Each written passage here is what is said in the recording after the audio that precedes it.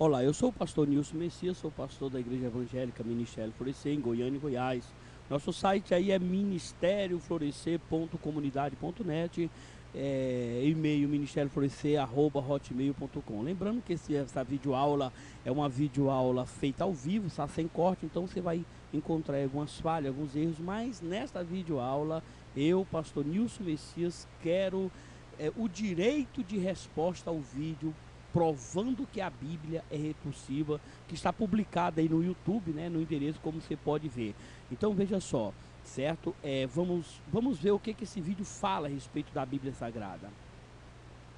Assistindo esse breve vídeo, você terá prova de que a Bíblia é repulsiva. É tão repulsiva que não deveria encontrar lugar numa sociedade civilizada moderna. Exemplo 1.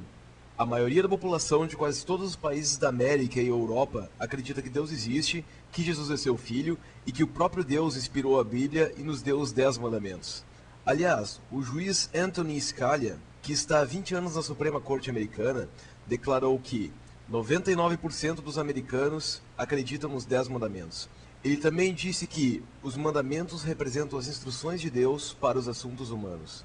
Se 99% dos americanos acreditam nos 10 mandamentos, como pode a Bíblia ser tão repulsiva? É porque eles nunca leram realmente a Bíblia. Por exemplo, o quarto mandamento diz: lembra-te do dia de sábado para o santificar. 6 dias trabalharás e farás todo o teu trabalho, mas o sétimo dia é o sábado do Senhor teu Deus. Nesse dia não farás trabalho algum. Parece bem claro, Deus ordenou que não trabalhássemos no sábado. Mas vamos dar uma olhada na realidade. O McDonald's abre aos sábados, Blockbuster também. A maioria dos supermercados, shoppings e demais estabelecimentos comerciais abrem no sábado. Nos Estados Unidos, até as lojas da família cristã têm empregados trabalhando no sábado. Pois é, Deus nos disse para não trabalhar no sábado, mas trabalhamos.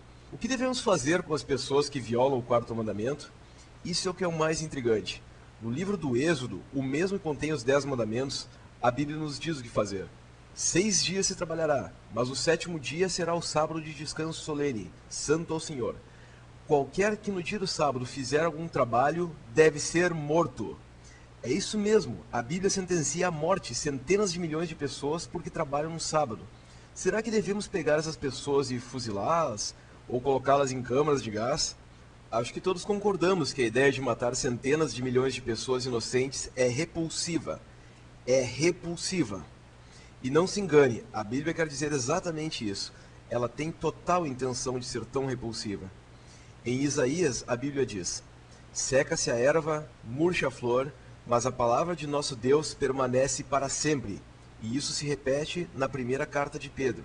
E o Salmo 19 diz: a lei do Senhor é perfeita. Perfeita. Como a lei da Bíblia é perfeita, ela nunca muda. Então, você acha que devemos matar centenas de milhões de pessoas porque trabalham no sábado? Se não, por que aceitamos que esse livro repulsivo seja citado em público? Que seja lido para nossos filhos? Que juremos sobre ele no tribunal? Exemplo 2. A Bíblia exige que matemos ainda mais pessoas. Por exemplo, o primeiro mandamento diz: não terás outros deuses além de mim. E o que devemos fazer com quem não acredita em Deus? No Deuteronômio encontramos o seguinte: levarás às tuas portas quem tiver cometido essa maldade e o apedrejarás até a morte.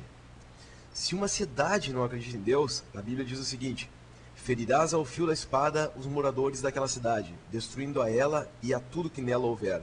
No Levítico, capítulo 24, lemos: e aquele que blasfemar o nome do Senhor deve ser morto. Toda a congregação deve apedrejá-lo. A Bíblia é extremamente clara. Devemos matar todo aquele que não acredita em Deus. Se você é uma pessoa esclarecida, deve ter se dado conta que a lei de Deus não é perfeita. É repulsiva. O exemplo 3 é bem simples.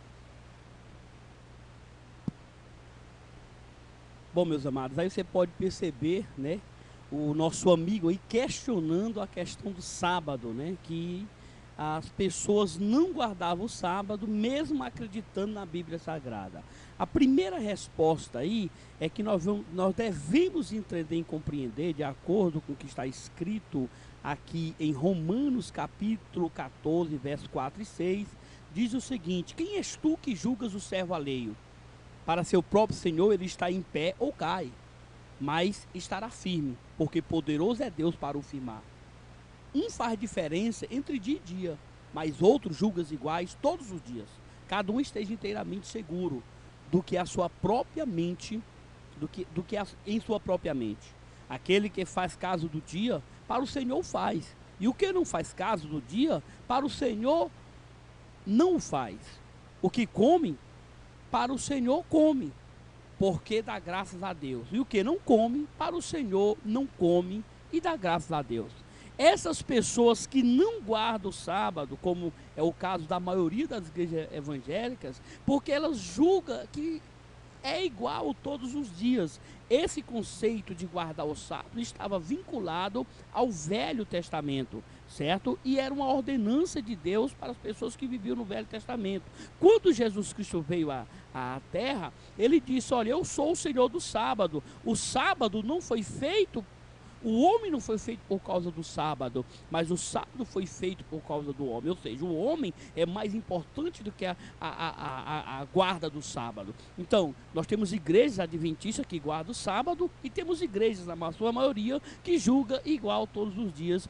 Tudo que a Bíblia pede aqui é que cada um esteja seguro em sua própria mente. A questão, certo, de morrer por não guardar o sábado, certo? De morrer por não guardar o sábado. Nós temos que entender que o nosso Senhor Deus estava vivendo o contexto cultural da sua época. Naquela época era comum matar uma pessoa quando ele infringia a lei. A pena era de morte. Certas pessoas não tinham prisões para prender as pessoas, então se julgasse a pessoa condenada, todas as culturas daquela época, não só o povo de Deus, matavam essas pessoas. Mas quando Jesus Cristo veio, olha o que aconteceu. E enviou-lhe mensageiros à sua frente, indo eles, entraram no povoado samaritano para lhe fazer os preparativos. Mas o povo dali não o recebeu, porque se notava que ele se dirigia para Jerusalém. Ao verem isso, os discípulos Tiago e João perguntaram: Senhor, queres que façamos cair fogo do céu para destruí-los? Mas Jesus, voltando-se, os repreendeu, dizendo: vocês não sabem de que espécie de espírito vocês são? Pois o Filho do Homem não veio para destruir a vida dos homens, mas para salvá-la. Essas duas pessoas, Tiago e João, ainda estavam com o espírito ou com a mente no contexto social onde as pessoas deveriam pagar com a vida pelos seus pecados, pelos seus erros, pelas suas infrações. Mas a Bíblia Sagrada relata que o Senhor Jesus Cristo não era a favor naquele momento ele estava mudando a cultura do ser humano, dizendo: eu não sou a favor da destruição da vida do homem. Certo? Então, na verdade, Jesus, Deus, na época do contexto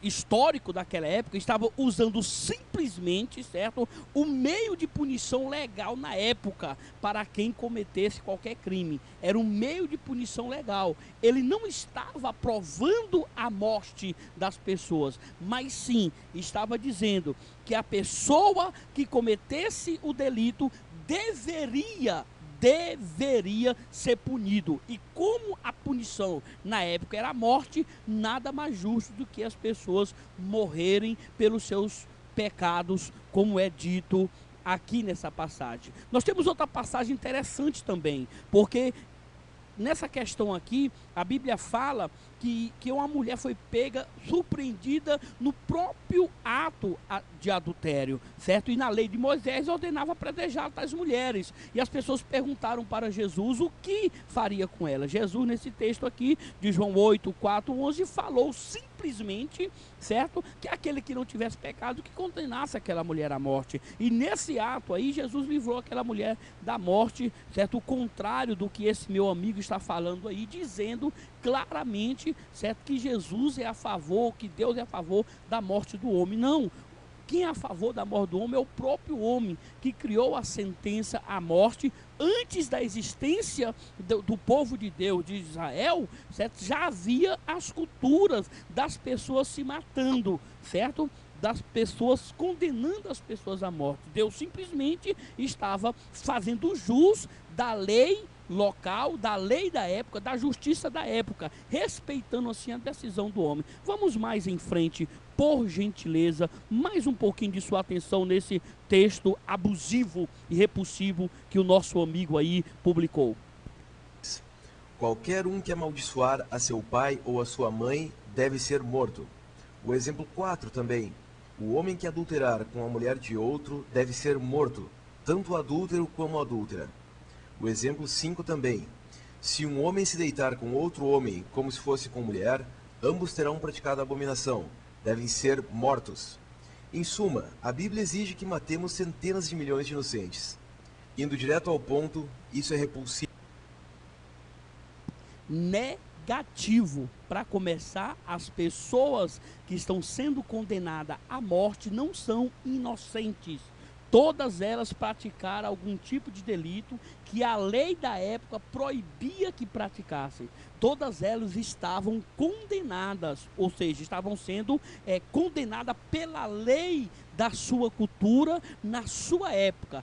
Deus estava simplesmente pedindo que a lei fosse aplicada. E no caso, a lei, como eu já falei, era morte, porque não haveria sentenças de anos de prisões como havia em nosso tempo. Depois foi que criaram aí as cidades, né, de prisões para as pessoas que matassem as pessoas por engano. Mas até então, não só o povo de Deus, mas toda a cultura da época e todos os povos da época sentenciavam à morte pessoas que cometiam os pecados ou os crimes que feriam as suas regras locais, certo? Então não tem nada de repulsivo aqui. Essas pessoas que morreram na época não eram inocentes, certo? Não eram inocentes, certo? Exceto das crianças, que mais na frente eu vou explicar por que morreram, e vamos em frente. É assim que funciona.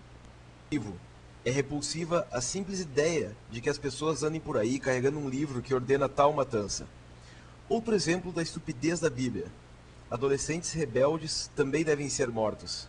Se alguém tiver um filho teimoso e rebelde, seu pai e sua mãe, pegando nele, o levarão aos anciãos da sua cidade e à porta do seu lugar, e dirão aos anciãos da cidade: esse é o nosso filho teimoso e rebelde, não dá ouvidos à nossa voz, é comilão e beberrão.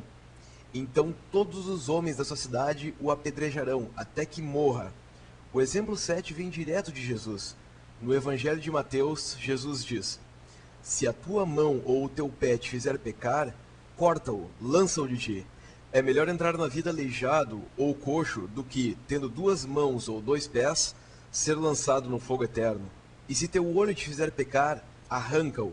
Essa passagem é repulsiva em pelo menos 3 níveis, mas vamos nos focar no primeiro. Jesus está sendo um idiota completo. Cortar a mão fora ou arrancar um olho não leva a absolutamente nada. Se você tem algum problema com um comportamento inadequado, você deve se aconselhar com alguém, de preferência um terapeuta.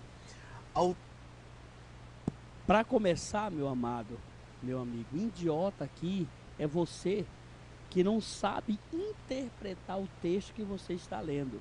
Deixa eu explicar para você aqui, certo? Me desculpe a palavra idiota aí, mas porque você está ferindo aquele ser que eu mais amo na face da terra. Deixa eu explicar para você aqui a questão, certo? A refutação à questão de arrancar um membro do seu corpo. Deixa eu te falar bem aqui, resumindo aqui, certo? Ai do mundo por causa dos escândalos, porque é misto que vem escândalos.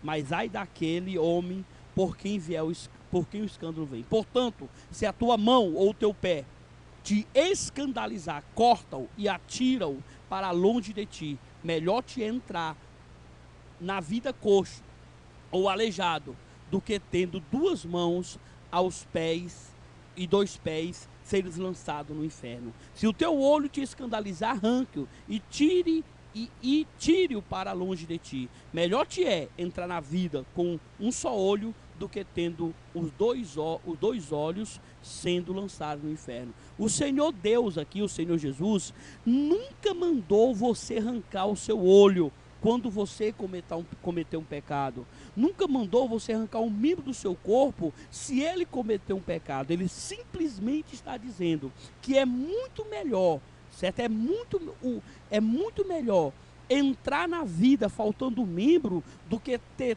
todo o corpo lançado no inferno. Ou seja, seria muito melhor, é isso que ele está dizendo, que você arrancasse um olho seu, que você arrancasse um membro do seu corpo, do que você ir para o inferno. Ele está dizendo que o inferno é muito pior do que você mesmo ter que arrancar um olho seu. É só isso que ele está dizendo. Ele não está dizendo para você arrancar o membro quando ele pecar. Ele está dizendo que é melhor, certo?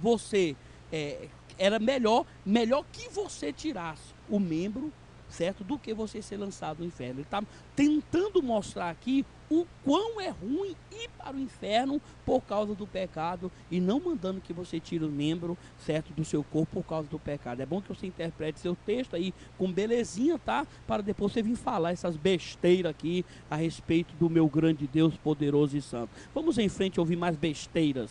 A amputação é absurda e repulsiva. Exemplo 8. O machismo da Bíblia é bem conhecido e é repulsivo. Aí vão duas passagens. As mulheres devem ficar caladas nas igrejas, porque não lhes é permitido falar, mas estar submissas como também ordena a lei. E se querem aprender alguma coisa, perguntem em casa a seus próprios maridos, porque é indecoroso para a mulher falar na igreja. Que a mulher aprenda em silêncio com toda a submissão, pois não permito que a mulher ensine, nem tenha domínio sobre o homem, mas que fique em silêncio. Versículos tão machistas quanto estes. Mais uma vez, repulsivo é o que você fala, tá bom? Porque você não entende o contexto. Deixa eu te mostrar um texto aqui interessante, meu querido. Reputação, a questão da mulher ficar calada na igreja. E indo elas a dar as novas aos seus discípulos, eis que Jesus lhes saiu ao encontro dizendo: eu vos saudo. E ela, chegando, abraçaram os seus pés e o adorou. Então Jesus disse-lhe: não temais, ide e dizei aos seus irmãos que vão a Galiléia e lá me verão. O próprio Jesus está mandando, certo, que uma mulher fale no meio da sua congregação, no meio da sua igreja, certo? O que aconteceu nesse texto que você leu aqui é que simplesmente o pastor, o apóstolo Paulo, estava respeitando, certo, a cultura da igreja de Corinto, que não permitia que a mulher tivesse tanta força de expressão, certo, no meio da população. Simplesmente isso. Ele estava para que a igreja não entrasse em atrito com a cultura daquela geração. Não tem nada a ver com machismo, como você quer dizer, não tem nada a ver com nada disso, tá? Vamos em frente aqui com mais explicações, né? E ouvir mais coisas repulsivas que esse próprio rapaz está falando. Vamos em frente. Podem ser encontradas as dúzias através da Bíblia. O machismo da Bíblia é ridículo e repulsivo. Exemplo 9. A Bíblia dá total apoio à escravidão. Na verdade, a Bíblia já foi usada diversas vezes como justificativa para a escravidão. Aí vão algumas passagens. E quanto aos escravos ou às escravas que chegareis a possuir, das nações que estiverem ao redor de vós é que os comprareis. Também os comprareis dentre os filhos dos estrangeiros que peregrinarem entre vós, tanto dentre esses como dentre as suas famílias que estiverem convosco, que tiverem eles gerado na vossa terra, e vos serão por possessão. E deixá-los-eis por herança aos vossos filhos depois de vós, para os herdarem como possessão. Desses tomareis os vossos escravos para sempre. Agora veja isso. Se alguém ferir a seu escravo ou a sua escrava com pau, e este morrer debaixo de sua mão, deve ser castigado. Mas se sobreviver 1 ou 2 dias, não será castigado, porque é sua propriedade.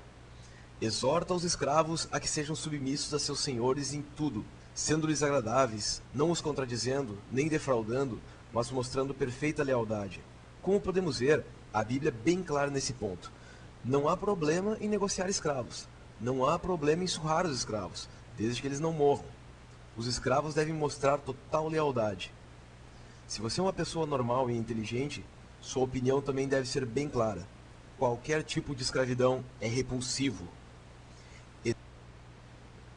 Vamos em frente com mais, certo? Eu quero que você compreenda que a forma empregantil nesta cultura era através da escravidão, que é a mesma coisa que servo. Isso não era uma questão só da cultura judaica na época, era uma questão de todos os povos.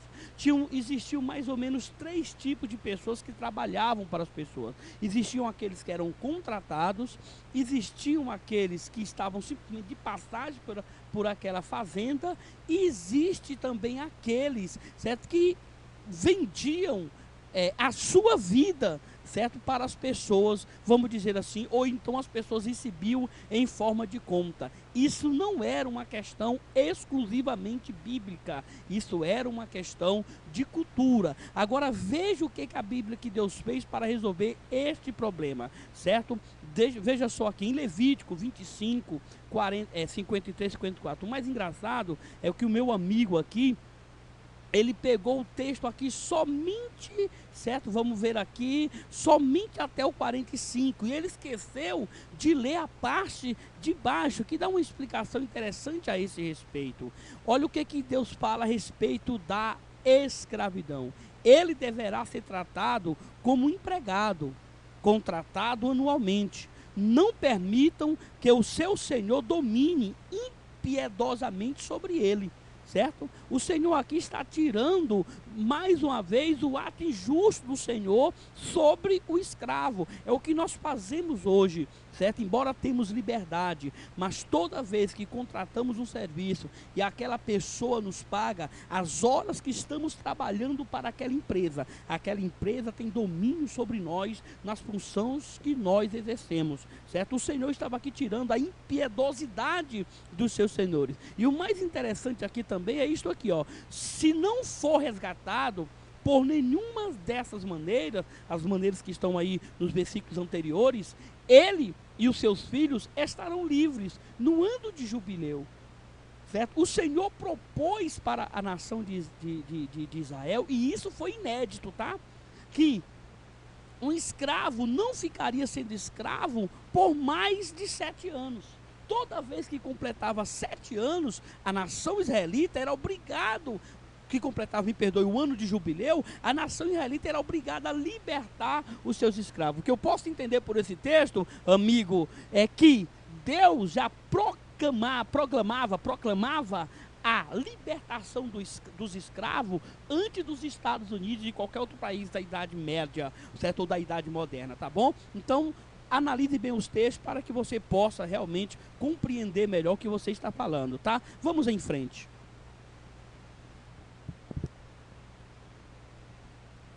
Aos vossos filhos depois de vós, para os herdarem como possessão. Desses tomareis os vossos escravos para sempre. Agora veja isso. Se alguém ferir a seu escravo ou a sua escrava com pau, e este morrer debaixo de sua mão, deve ser castigado. Mas se sobreviver 1 ou 2 dias, não será castigado. A Bíblia é bem clara nesse ponto. Não há problema em negociar escravos. Não há problema em nada. Qualquer tipo de escravidão é repulsivo. Exemplo 10. A Bíblia está povoada de trechos absolutamente repulsivos, como os que seguem. Todo o que for achado será trespassado, e todo o que for apanhado cairá à espada, e suas crianças serão despedaçadas perante os seus olhos, e as suas casas serão saqueadas, e as suas mulheres violadas. E que tal esse? Esse texto anterior aí, Deus está se referindo a uma sentença para as pessoas, certo? E não aconteceu. Foi simplesmente uma sentença que haveria, certo, dos inimigos sobre a nação, e não que Deus iria apoiar os atos, ou seja, a brecha estaria aberta, os inimigos entrariam e fariam atrocidade. E o Senhor, logo abaixo você pode perceber, está prometendo livramento para que isso não venha acontecer, e o despedaçar de crianças aí, ou nesse texto aqui que ele vai acabar de ler aqui, filhinhos serão despedaçados e suas mulheres delas serão feridas, certo? Ele está assim prevendo o que vai acontecer com as pessoas pela mão dos seus inimigos. Quem causaria isto aqui a essas pessoas seria o próprio homem e não Deus. Vamos em frente e ver mais. Samaria levará sobre si a culpa, porque se rebelou contra o seu Deus. Cairá a espada, seus filhinhos serão despedaçados, e as suas mulheres grávidas serão fendidas. Ou esse: agora, pois, matai todos os meninos entre as crianças, e todas as mulheres que conheceram homem, deitando-se com ele. Mas todas as meninas que não conheceram homem, deitando-se com ele, deixai-as viver para vós. E esse aqui: ouve, pois, as palavras do Senhor. Assim diz o Senhor dos Exércitos: vai, pois, agora e fere a Amaleque, e o destrói totalmente com tudo que tiver. Não o poupes, porém matarás homens e mulheres, meninos e crianças de peito. E tomou vivo a Agag, rei dos Amalequitas, porém a todo o povo destruiu ao fio da espada. Provavelmente já deu para entender, a Bíblia é um livro repulsivo. Você viu 10 exemplos disso nesse vídeo. Você pode encontrar centenas de trechos como esses através do Antigo e Novo Testamentos. Ainda assim, a Bíblia faz parte da nossa sociedade, em parte porque a maioria das pessoas não sabe o quanto ela é repulsiva. Lemos desse livro em casamentos e funerais. Pessoas juram sobre ele em tribunais. Muitas pessoas têm uma Bíblia na cabeceira, ou mesmo exposta aberta na sala. Mas meu amado, deixa eu explicar uma coisa para você a respeito disso, certo? A situação da sociedade nesta época aí era tão deplorável, que a morte à espada de uma criança era um símbolo de misericórdia comparado com o que os próprios pais faziam com as crianças.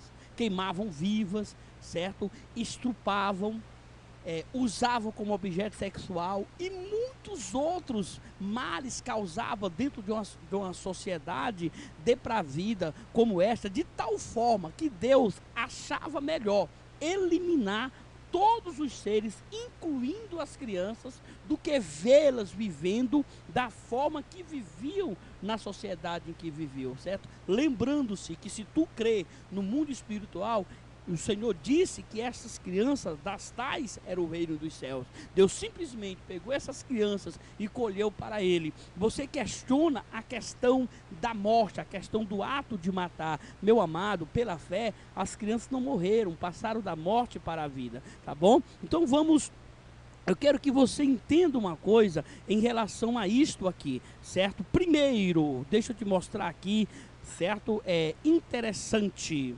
A Bíblia já foi traduzida por mais de 1.500 línguas e dialetos. É simplesmente o livro mais lido do mundo. O único com poder de mudar a vida do homem. Aquele que, quando você está lendo, refrigera a sua alma. O autor está presente. Quase todo mundo já leu a Bíblia. Até pessoas como você, ela chama a atenção até de pessoas como você, que a odeiam por simplesmente te tratar como um pecador réu de morte por quebrar a lei do grande juiz do universo. Ei, ele apresentou a solução, Jesus Cristo, condenado e morto no Calvário por amor de ti. Aceita essa solução e não terás mais problema com a sua consciência, e ainda herdará a vida eterna, tá bom? Aquilo que você questiona como Bíblia, meu amado, tem servido de solução para problemas de milhões de pessoas. Aquilo que você encontrou como versículo isolado, dizendo, condenando, querendo retirá-la da sociedade. Ei, você não é o primeiro não. Muitos já tentaram tirar esse livro do meio da sociedade. Desde muitos anos atrás, já tentaram arrancar este livro da mão do povo. Deixa eu te falar, as pessoas que leem esse livro e aceitam esse livro, elas amam esse livro, tá bom? Muito obrigado, desculpa aí qualquer palavra, que Deus venha abençoar você e dar compreensão para você aceitá-lo como Salvador. Tchau!